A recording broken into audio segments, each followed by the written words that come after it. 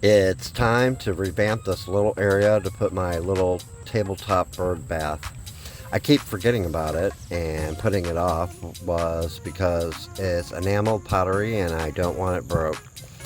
I had it up on some bricks stacked up about 2 feet tall, and one day I walked out here and it fell off for some reason. This time I'm putting it lower and on something sturdier like a stepping stone.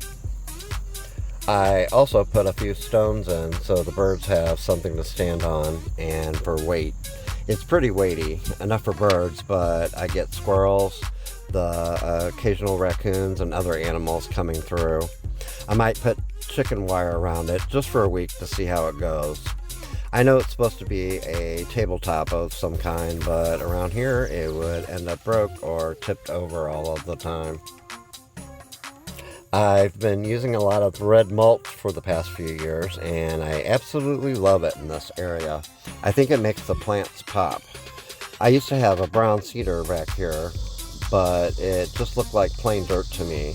I like the look of the black mulch too that I had back here for a while, but after a while it faded and looked too black and a light brown and a little bit messy.